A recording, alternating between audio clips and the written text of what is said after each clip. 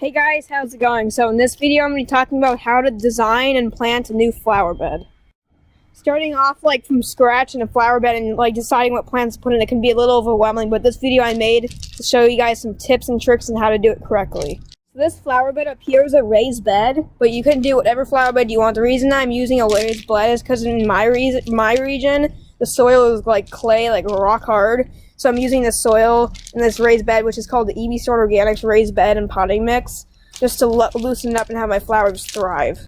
So tip number one is think of all season interest. So in my region it snows. It has not snowed on record. For my region I'm zone 10B, so I don't have to deal with the winter interest, but if you live somewhere where it snows, you should put like an evergreen or something, so when all the blooms are gone it still looks nice in the winter.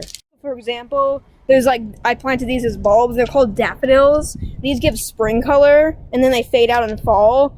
And then if you have all the plants that you put in your flower bed with spring color, in the fall it's not going to look nice. So you want to choose plants that have fall color. If you're not sure how to choose this, just Google what plants have fall color in my region, or go to Lowe's during the fall, or Home Depot or nursery, and see which plants looks nice in the fall. Or you can ask someone at your local garden center.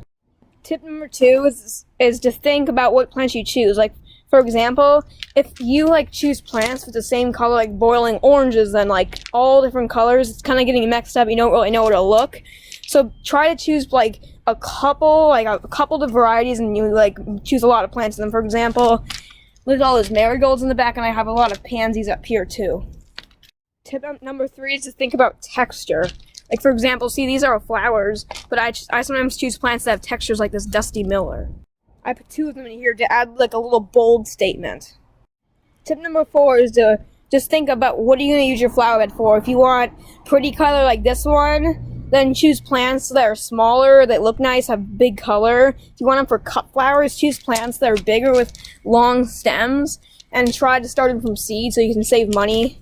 And you can have access to all different varieties. And then the next thing you can do is, if you want plants with low maintenance, just some shrubs, just think about that and put some in, but they typically cost more expensive. I lost count of all tips, so I'm just going to say tip from now on. The next tip is only grow what you like to grow, or what you know a lot about.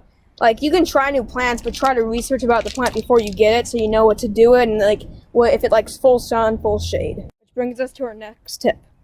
The next tip is a very important one. Next tip, which is probably the really important one, to think about how much sun or shade your bed gets. I recommend coming out in the afternoon, the morning, the middle of the day, just to see how much sun it is.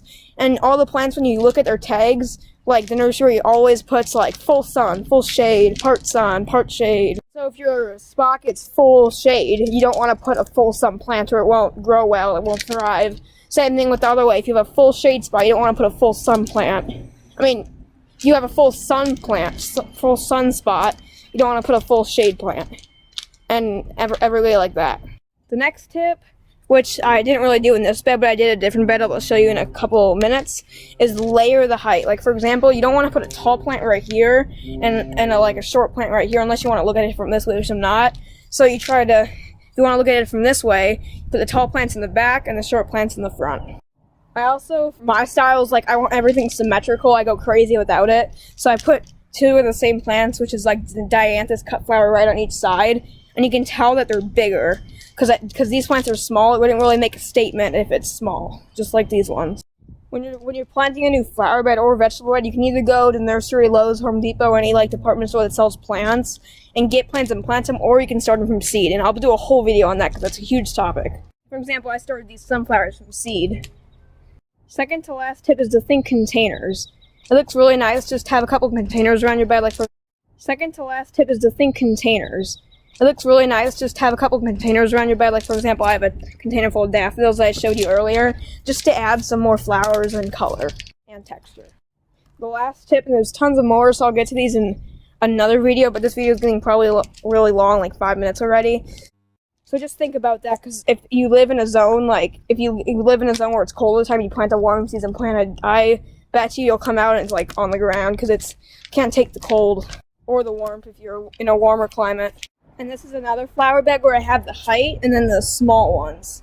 like petunias and the sides and everything like that. I forgot, there's one more tip. The last tip is also a very important one. Think about how big the plant is going to get.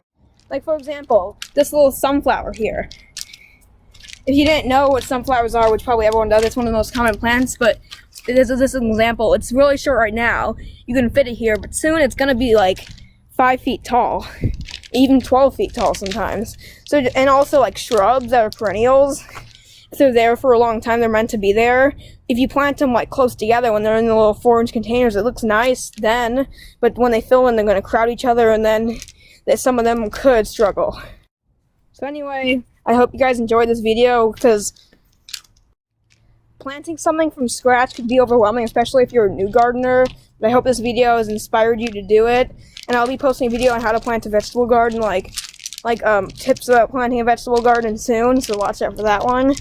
Anyway, make sure to subscribe if you haven't subscribed already, and I'll see you in the next video. Bye.